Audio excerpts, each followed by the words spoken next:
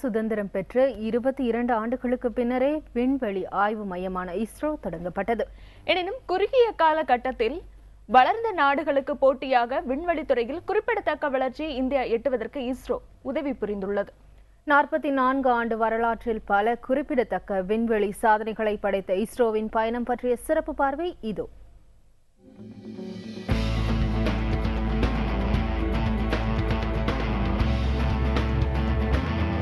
விண்வெளியை ஆய்வு செய்வதோடு அதை மக்களுக்கு பயனுள்ளதாக மாற்றுவது எப்படி என்று யோசிப்பதும் அதை நடைமுறையில் சாத்தியப்படுத்துவதும் இஸ்ரோவின் பணியாகும்.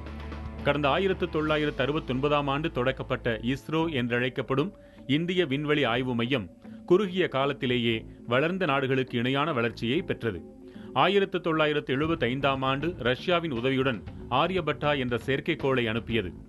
விண்வெளியில் கால்தடம் பதித்த இந்தியா 1980ஆம் ஆண்டு உள்நாட்டிலேயே வடிவமைக்கப்பட்ட SLV-3 என்ற ராக்கெட் மூலமாக ரோகிணி என்ற செயற்கைக்கோளை விண்ணில் ஏவியது.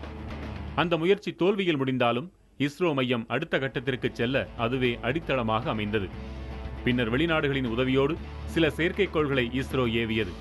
இதன் பின்னர் 1994ஆம் ஆண்டு முதல் இந்திய விஞ்ஞானிகளால் உருவாக்கப்பட்ட PSLV மற்றும் GSLV ரக ராக்கெட்கள் மூலமாக இஸ்ரோ பல செயற்கைக்கோள்களை வெற்றிகரமாக அனுப்பியது.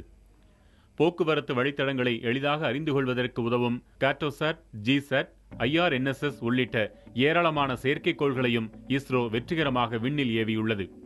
வானிலை, புவி அமைப்பை அறிதல், தொலைத்தொடர்பு மட்டுமல்லாமல் கல்விக்கென்று தனியாகவும் செயற்கைக்கோள்களை இந்தியா அனுப்பியுள்ளது.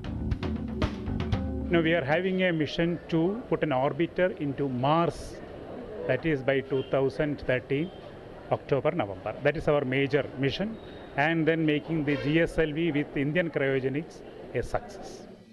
இந்தியாவின் விண்வெளி திறமையை உலகம் உணர்ந்து கொண்ட தருணம் சந்திராயன் ஆய்வு வாகனம் நிலவில் கால் பதித்த போதுதான்.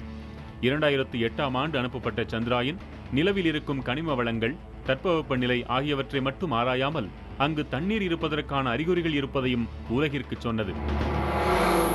வாயுவை திரவமாக்கி அதையே எரிபொருளாக பயன்படுத்தக்கூடிய கிரையோஜெனிக் தொழில்நுட்பத்தை இந்திய விஞ்ஞானிகள் உள்நாட்டிலேயே உருவாக்கியுள்ளனர். இதனை பயன்படுத்தி வரும் 19ஆம் தேதி GSLV D5 மூலமாக செயற்கைக்கோள் ஒன்றையும் கூட விண்ணில் செலுத்த உள்ளனர். இந்த திட்டமானது வெற்றி பெறும் பட்சத்தில் இந்த தொழில்நுட்பம் தெரிந்த உலக நாடுகளில் இந்தியா 5வது இடத்தை எட்டிப்பிடிக்கும் என்பதில் எந்தவித ஐயமும் இல்லை. புதிய தலைமுறைக்காக ஒளிப்பதிவாளர் குழுவுடன் பாரதி.